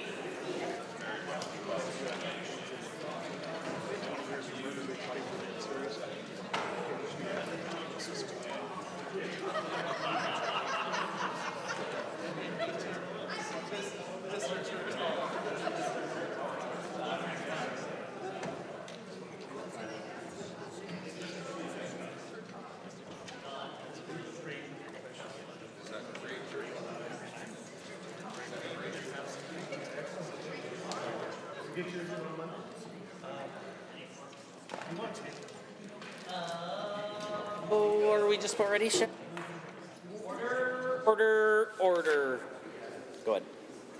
Presenting reports by standing and special committees. Presenting petitions, notices of motions, introduction of bills. The Honourable the Minister of Technology and Innovation.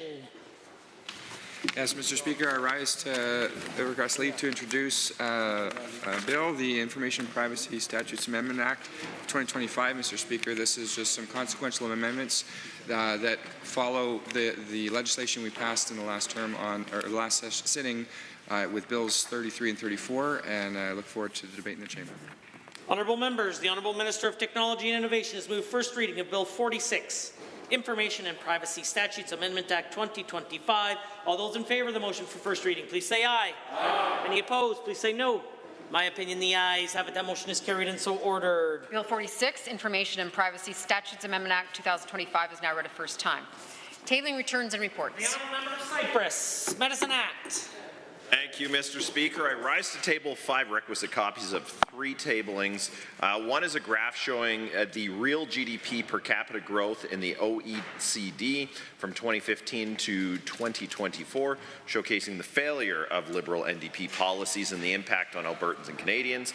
The second is a Bureau article showcasing foreign nationals were apprehended smuggling 170 pounds of drugs out of Canada at the U.S. border. This individual is part of a transnational drug syndicate. And the third one is an article calling out the fact that Team Canada will use and abuse Alberta by writing threat checks that Alberta won't pay. Are there others? The Minister, the Honourable the Premier. Thank you, Mr. Speaker. I rise to submit 5 requisite copies of a story by Bob Weber in the Canadian Press from 2021. Report calls for public takeover of old oil and gas wells to fund their cleanup. Instead of being sold to pay creditors, the report says a reclamation trust could have taken over those wells and used the revenue to clean up the sites and create reclamation jobs. I mentioned this in the legislature yesterday. It's called the Disclosure Project proposed by Reagan Boychuk. Honourable Minister of Seniors, Community and Social Services. Thank you, Mr. Speaker. I rise to table 5 requisite copies of the Public Safety Canada's current list of terrorist entities, which I will note specifically includes the terrorist organization Hamas, which all members of this chamber should condemn, though sadly some have not, Mr. Speaker. Are there others? The Honourable Member for Edmonton Highlands Norwood. Thank you, Mr. Speaker. I rise to table one of the countless number of emails I've received from constituents and folks all across Alberta calling on the Premier to cancel her upcoming trip to attend the Prager U event in Florida. This one is from Shane Fallows, and he lives in High Level, Alberta, and I urge the member from Peace River to read this email as well. Thank you. Are there others? Order. Seeing none, the clerk. Tablings to the clerk, deferred divisions. Honourable members, that brings us to points of order. And at 1:59, the government House Leader rose on a point of order, which was subsequently withdrawn.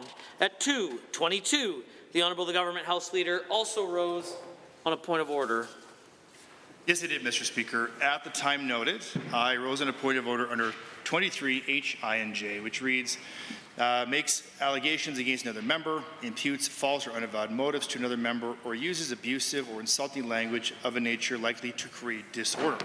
Mr. Speaker, at the time noted, the member from Leicester-Slave Lake was speaking and said, our lives up here matter less to our Premier than those in the big cities. Mr. Speaker, I do believe that this would certainly be imputing false or unavowed motives, especially given this government's tremendous spending record on projects in Northern Alberta, including $189 million for replacement of a healthcare centre in Beaver Lodge, Highway 686 paving between Peerless Lake and Trout Lake. Mr. Speaker, $101 million for Highway 63 twinning between and 20 north of Fort McMurray. I hesitate to interrupt, but this particular piece of the point of order debate sounds like continuing debate on a very important matter, but I'm not sure if you have other content to provide to the point of order, really. I do, Mr. Speaker. I understand that this member is a new member and probably likely didn't read the entire budget and as a result doesn't quite fully understand the implications for Northern Alberta. So maybe that might be why the member feels this way. But I think that these particular comments being wildly inaccurate and inappropriate, I think they are a point of order, and I ask this new member to apologize and withdraw and refrain from using language like that in the future. Honourable member for Lesser Slave Lake. Thank you, Mr. Speaker. Lot to unpack there. I do believe that my parents told me I do have pretty good rhythm, but I do not have the blues, so you'll have to bear with me. But I believe I said the Premier appears to have, and I was referencing to her official role and policies with Northern Alberta and not a personal attack against her. And as far as the other comments from the House Leader, I might call that a point of order. I find that offensive to basically say the only former member that was Indigenous inside of this caucus can't read a budget or doesn't understand a budget, when that's clearly not the case. And it's not my fault that the people from my riding feel this way, which is why I've gotten an overwhelming amount of support for my comments. So, Mr. Speaker, I don't know how you want me to rule on that, but or how the good news for you is you don't get to rule, I do. I do have the benefit of the blues, and the honourable member for Lesser Slave Lake said the following: leaving our residents in the north feeling abandoned and frustrated that our lives appear to matter less to the Premier than those in the big city. What I would say with respect to this particular point of order is that I do agree with the member for Lesser Slave Lake that providing much personal commentary about individuals involved in a point of order is not likely to create debate, and I'll caution the Honourable Government House Leader, but you also can't imply that the Premier thinks people's lives don't matter in particular regions of the province. That is most certainly a point of order and attributing a false motive for which you can apologize and withdraw, as it is a point of order. Thank you, Mr. Speaker. 2 minutes well worth it. I'm sorry. I consider your I'm sorry an apology. The matter is dealt with and concluded. At 2:38, the Deputy Government House Leader rose on a point of order. Well, thank you, Mr. Speaker. I rise on 23H and J. At 2:38, the Minister of Health was answering a question, and the member of the legislature from Edmonton-Glenora, in an attempt to answer and interrupt the question or the answer, the Minister of Health said, quote, "I will continue to protect," and the member from Edmonton-Glenora tried to complete the sentence by saying corruption. Now, Mr. Speaker, I understand that this is just one utterance, and that word corruption can be understood in many different ways.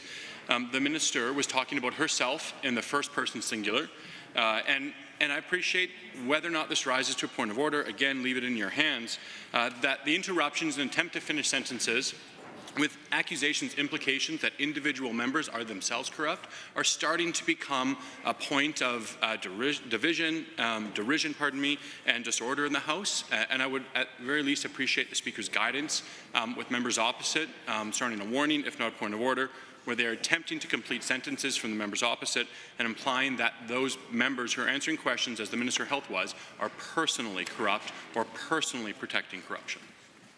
The Opposition House Leader. Thank you very much, Mr. Speaker. I don't think this is a point of order. I think this is a matter of debate. I think we heard the Deputy Government House Leader, even in making this point of order, acknowledge that it was not a strong one.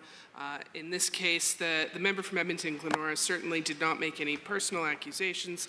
And I will say one of the practices of this House, and something I have seen many, many times from the Government Caucus, is heckles that interrupt and attempt to derail a speaker. I don't believe this is a point of order, but I look forward to your ruling. I do have the benefit of the blues, and I am prepared to rule. Well, I appreciate the comments from the the official opposition House Leader with respect to the one over here. I appreciate her comments with respect to members of the government, and particularly former speakers or otherwise, attempting to interrupt or intervene in the debate. I speak with a certain level of experience that on occasion those attempts have also risen to the level of a point of order in which the Speaker has intervened and reprimanded the former member for Old Stitsbury Three Hills on numerous occasions. I think yesterday members who have the misfortune of sitting close to the Speaker here in the front bunch of the opposition were reminded about their volume and level of heckling. Today, a member may have been specifically addressed for similar sorts of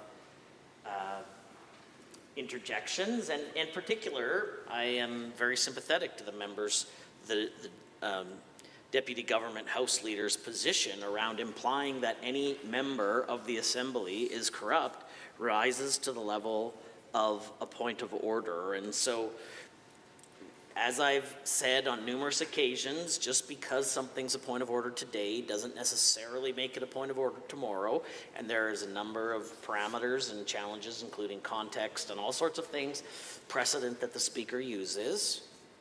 I do think that in this case, this has risen to the level of a point of order, and I will ask the Honourable Member for Edmonton-Glenora to apologize and withdraw. Then today, I will apologize and withdraw. Appreciate the apology and the withdrawal, and I might just remind the Assembly prior to hearing the last point of order from the Honourable Government House Leader about the good things that can happen when there is a sincere, honest, and quick apology. We didn't necessarily see that from the member for Lesser Slave Lake, but I think that there's a certain amount of flexibility in his new learnings and understanding. With that said, the Honourable Government House Leader. Thank you, Mr. Speaker. Yes, I did rise in a point of order as you were just about to address the last one that we just discussed. While the member from Lesser Slave Lake was gathering his things, I heard what I thought very clearly was racist, calling me a racist, and followed by another word that I won't repeat. Mr. Speaker, if I am incorrect, I am more than happy to withdraw, but Mr. Speaker, that kind of accusation in this chamber is wildly unparliamentary. And I believe it would rise to a point of order if it was proven to be true under 23H, I, and J, but I'll leave it in your hands. Thank you for your comments. As you know, pursuant to Standing Order 15.3, which obviously doesn't apply directly to the circumstances here today, and I would provide some caution about referring to the presence or absence of any member. As we know, members have lots of reasons to not be in the Assembly and otherwise. Having said that, I agree, if the Honourable Member did say it, it would be a point of order. It's difficult for the Speaker to rule on any matter without a accurate record, of which I don't have the benefit of the blues. My hesitation is into whether or not I will hear about this on Monday when we can look to confirm. I think in light of the current circumstances, because I didn't hear that, and I will be unable to rule on Monday either way unless the member acknowledges those were the words he used, in which case I would expect him to apologize and withdraw. I'll consider the matter dealt with and concluded, but I will have a personal conversation with the Honourable Member for Lesser Slave Lake prior to the next sitting. I consider the matter dealt with and concluded. Orders of the day, orders du jour. Message from Her Honour, the Honourable the Lieutenant Governor. The Honourable the President of the Treasury Board and the Minister of Finance. Mr. Speaker, I have received a message from Her Honour, the Honourable the Lieutenant Governor, which I now transmit to you. The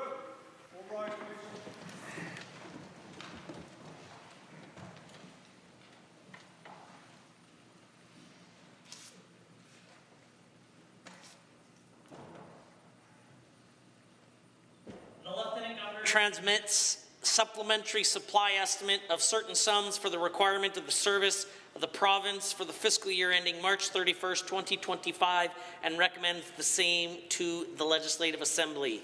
Please be seated.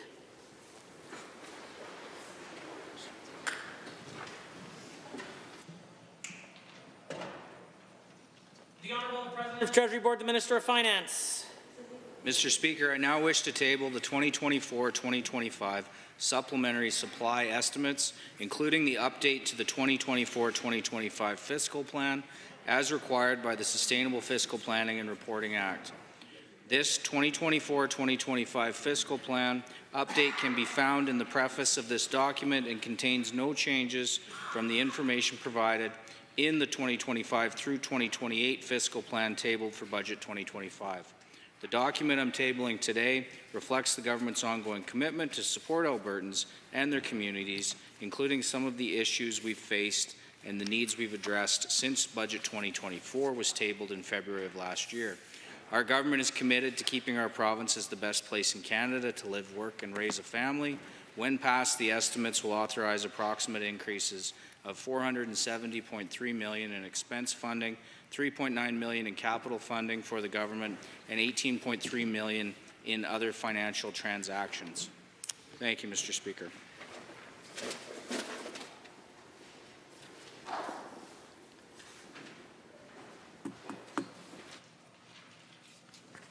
Under government motions, government motion number 58, Honourable Mr. Scow. Honourable the Government House Leader. Government motion 58? Yes. Mr. Speaker, I rise to move government motion 58, which reads as follows on the order paper of the day. Be it resolved that pursuant to Standing Order 4.1, the Assembly shall meet in the evening of Monday, March 24th, 2025, for consideration of government business, unless the Government House Leader notifies the Assembly that there shall be no evening sitting that day by providing notice under notices of motions in the daily routine or at any time prior to 6 p.m. Members, pursuant to Standing Order 4.1, this is a non-debatable motion, so I put the question to the Assembly. Having heard the motion as proposed by the Honourable the Government House Leader, Government Motion number 58, all those in favour of the motion, please say aye. Aye. Any opposed, please say no. In my opinion, the ayes have it. That motion is carried and so ordered. Under government motion number 59, Honourable Mr. Horner. The Honourable the President of Treasury Board, the Minister of Finance. Mr. Speaker, I now move government motion number 59. Be it resolved that the message from Her Honour, the Honourable the Lieutenant Governor, the 2024-2025 supplementary supply estimates for the General Revenue Fund and all matters connected therewith be referred to Committee of Supply.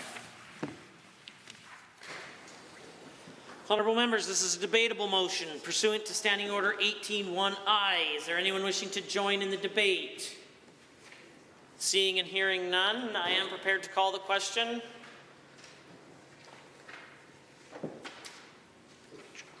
The Honourable the Minister of Finance, the President of Treasury Board, has moved Government Motion 59. All those in favour of the motion, please say aye. Aye. Any opposed, please say no. In my opinion, the ayes have it. That motion is carried and so ordered. Under government motions, government motion number 60, Honourable Mr. Horner. The Honourable the Minister of Finance, the President of Treasury Board. Mr. Speaker, I now move government motion number 60. Be it resolved that pursuant to Standing Order 61, subsection 2, the Committee of Supply shall be called to consider the 2024-2025 supplementary supply estimates for 3 hours on Monday, March 24th, 2025. Honourable members, this is a non-debatable motion pursuant to Standing Order 61.2. So I will put the question to the Assembly. Having heard the motion, as proposed by the Honourable President of Treasury Board, the Minister of Finance, for Government Motion number 60. All those in favour, please say aye. Aye. Any opposed, please say no. In my opinion, the ayes have it. That motion is carried and so ordered. Committee of Supply.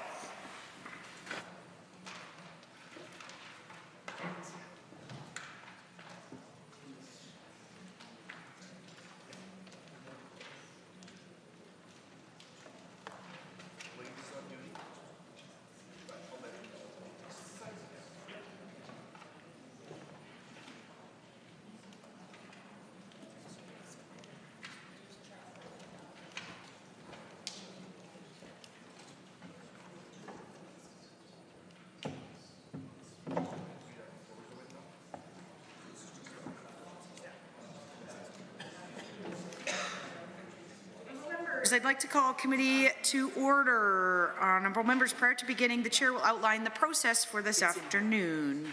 The Committee of Supply will first call on the chairs of legislative policy committees to report on their meetings with the various ministries under their mandate. No vote is required when these reports are presented. The committee will then proceed to the vote on the estimates of the offices of the Legislative Assembly. The vote on the main estimates will then take place.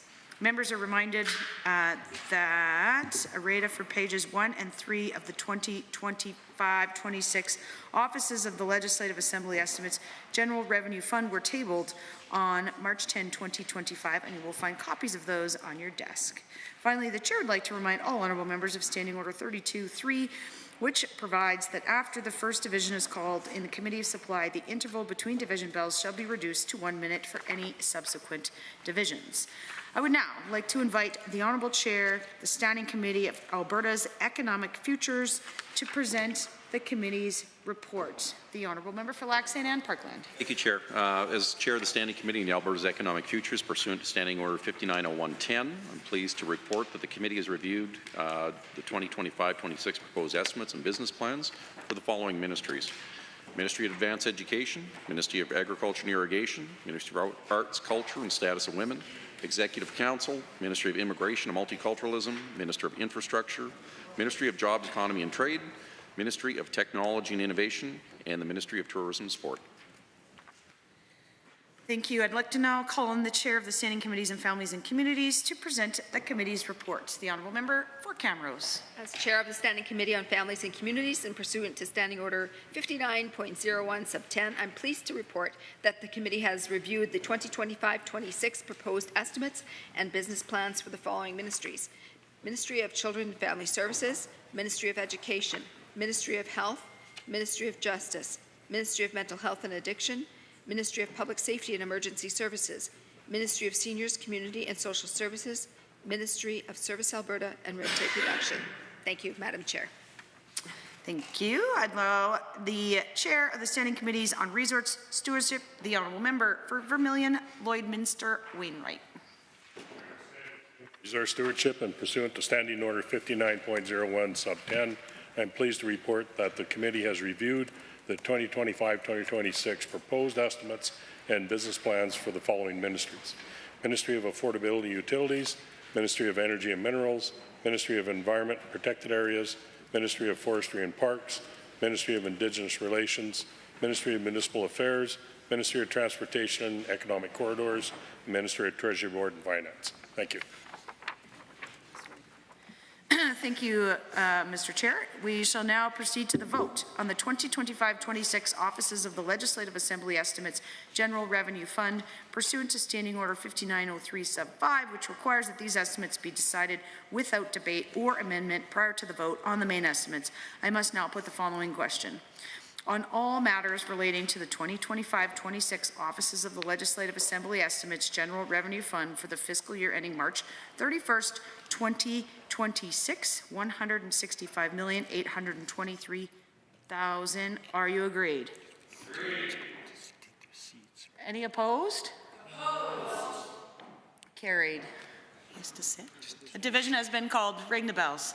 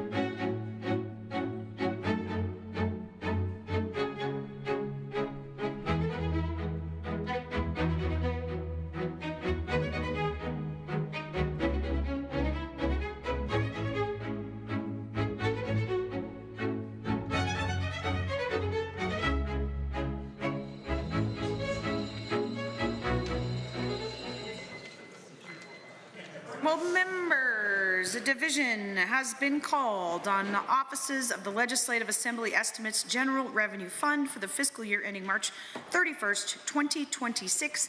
All those in favor, please stand. The Honourable Mr. Sigurdsson, the Honourable Mr. Nicolaides, the Honourable Ms. Schultz, the Honourable Mr. Williams, the Honourable Mr. Glubish, the Honourable Minister Lagrange, the Honourable Mr. Horner, the Honourable Mr. Scow, the Honourable Mr. Ellis, the Honourable Mr. Amory, the Honourable Mr. Neudorf, the Honourable Mr. Lowen, the Honourable Mr. Wilson, the Honourable Mr. Jean, the Honourable Mr. Dreeshen, the Honourable Mr. Nixon, Mr. Wright, Mr. Rosewell, the Honourable Mr. Turton, the Honourable Mr. Yassine, the Honourable Mr. McIver, the Honourable Ms. Furr, the Honourable Mr. Jones, the Honourable Mrs. Sawney, Mr. Getson, the Honourable Mr. Nally, the Honourable Mr. Long, the Honourable Mr. Hunter, Mr. Yao, Mr. Stephan, Mr. Van Dyken, the Honourable Mr. Guthrie, Mr. Sear, Mrs. Johnson, Mr. Weeb, Mr. Boychenko, Mr. McDougall, Mrs. Petrovic, Mr. Lunty, Mr. Dick, the Honourable Ms. Armstrong-Homenuk, Ms. DeYoung, Mr. Bouchard, Mr. Singh, Ms. Lovely, and Mr. Sinclair.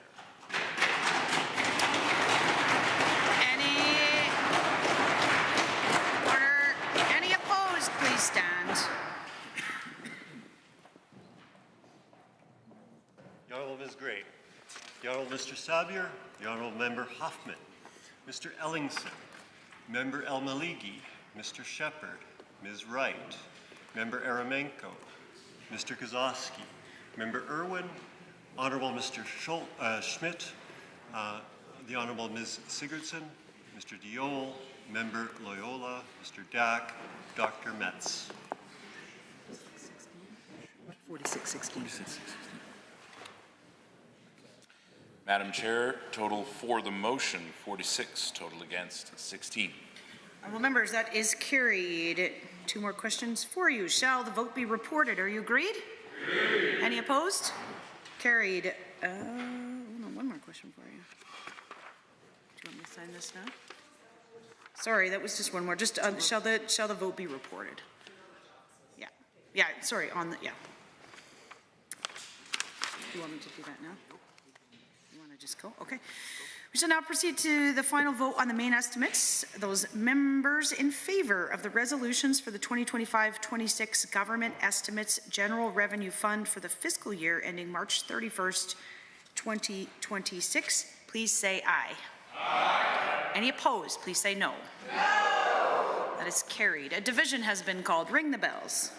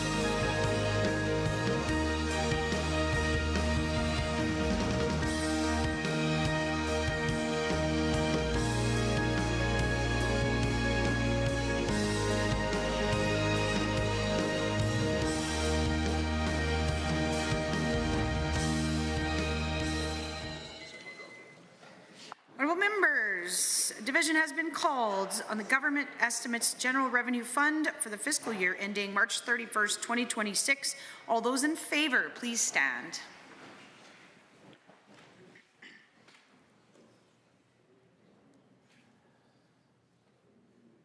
The Honourable Mr. Sigurdsson, the Honourable Mr. Nicolaides, the Honourable Ms. Schultz, the Honourable Mr. Williams, the Honourable Mr. Glubish, the Honourable Minister Lagrange, the Honourable Mr. Horner, the Honourable Mr. Scow, the Honourable Mr. Ellis, the Honourable Mr. Amory, the Honourable Mr. Newdorf, the Honourable Mr. Lowen, the Honourable Mr. Wilson, the Honourable Mr. Jean, the Honourable Mr. Dreesian, the Honourable Mr. Nixon, Mr. Wright, Mr. Rosewall, the Honourable Mr. Churton, the Honourable Mr. Yassine, the Honourable Mr. McIver, the Honourable Ms. Furr, the Honourable Mr. Jones, the Honourable Mrs. Sawney, Mr. Getson, the Honourable Mr. Nally, the Honourable Mr. Long, the Honourable Mr. Hunter, Mr. Yao, Mr. Stephan, Mr. Van Dyken, the Honourable Mr. Guthrie, Mr. Sear, Mrs. Johnson, Mr. Wiebe, Mr. Boychenko, Mr. McDougall, Mrs. Petrovic, Mr. Lunty, Mr. Dick, the Honourable Ms. Armstrong-Hominack, Ms. de Young, Mr. Bouchard, Mr. Singh, Ms. Lovely. Any opposed, please stand.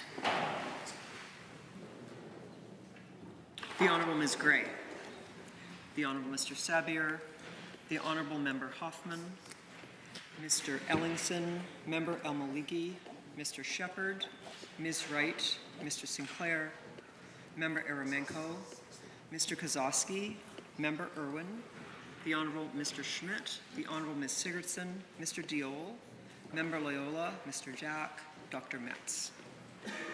45-7. Madam Chair, total for the motion 45, total against 17. On the members, that is carried. One more question on that. Shall the vote be reported? Are you agreed? Agreed. Any opposed? Carried.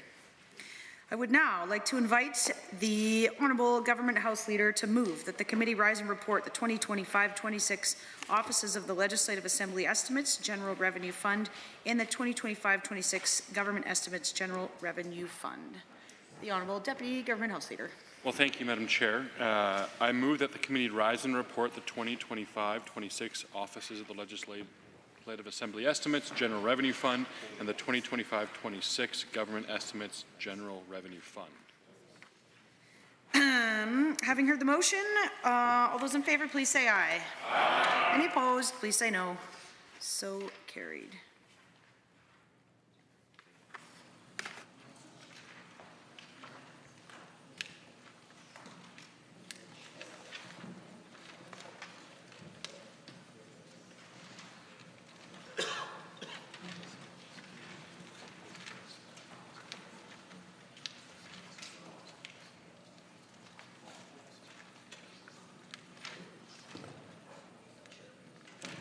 The Honourable, the Chair of Committees, the Deputy Speaker. Thank you, Mr. Speaker. The Committee of Supply has had under consideration certain resolutions relating to the 2025-26 Offices of the Legislative Assembly Estimates General Revenue Fund and the 2025-26 Government Estimates General Revenue Fund report as follows and request leave to sit again. The following resolutions for the fiscal year ending March 31st, 2026 have been approved. Offices of the Legislative Assembly. Support to the Legislative Assembly, $89,683,000. Offices of the Auditor General, $30,212,000. Office of the Ombudsman, $4,651,000. Office of the Chief Electoral Officer, $12,608,000. Office of the Ethics Commissioner, $1,091,000. Office of the Information and Privacy Commissioner, $9,237,000. Office of the Child and Youth Advocate, $16,873,000. Office of the Public Interest Commissioner, $1,468,000. Government main estimates.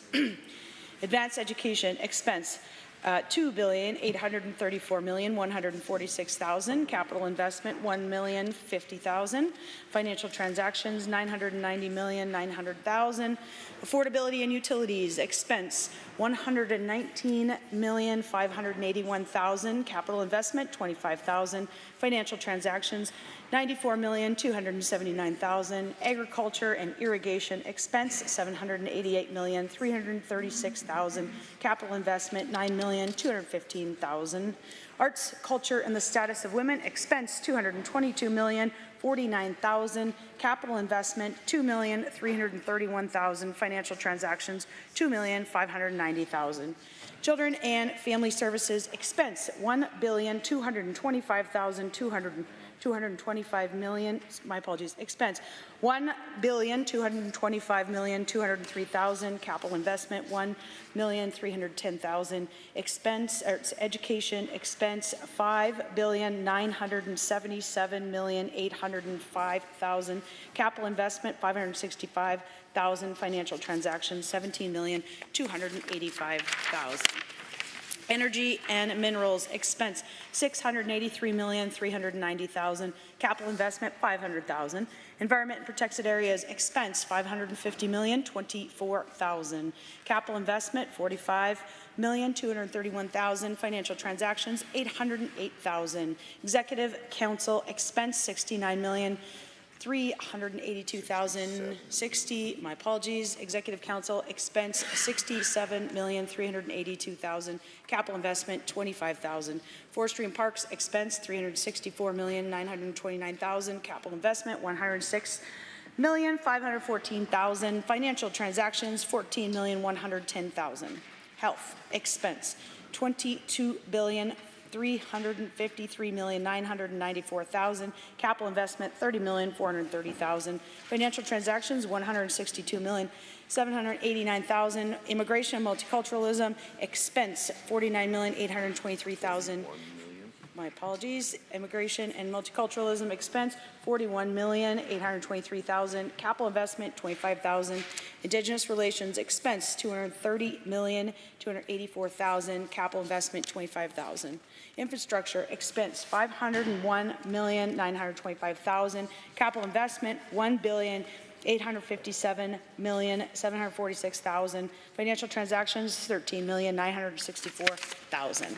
Jobs, economy, and trade expense, $2,216,618,000. Capital investment, $8,150,000. Justice expense, $692,601,000. Capital investment, $17,599,000. Mental health and addiction expense, $1,775,525,000. Capital investment, $16,625,000. Municipal affairs expense, $1,367,335,000. Capital investment, $145,000. Public safety and emergency services expense, $1,234,000,000. My apologies. Public safety and emergency services expense, $1,243,209,000. Capital investment, $23,315,000. Financial transactions, $37,118,000. Seniors, community, and social services expense, $10,255,349,000. Capital investment, $4,072,000. Financial transactions, $19,700,000. Service Alberta and red tape reduction expense, $211,573,000. Capital investment, $72,330,000. Financial transactions, $5,500,000. Technology and innovation expense, $921,498,000. Capital investment, $158,628,000. Financial transactions, $25 million. Tourism and sport expense, $133,983,000. Capital investment, $25,000. Transportation and economic corridors expense, $1,833,019,000. Capital investment, $1,561,812,000. Financial transactions, $120,461,000. Treasury Board and Finance expense, $214,145,000. Capital investment, $75,000. Contingency, $4 billion. Mr. Speaker, that concludes my report.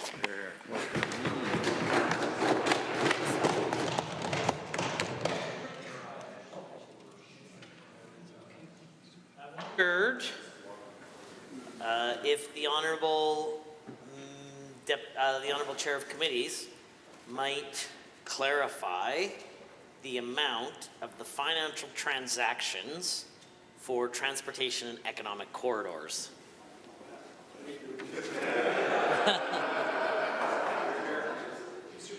Transportation and economic corridors financial transactions, $129,461,000.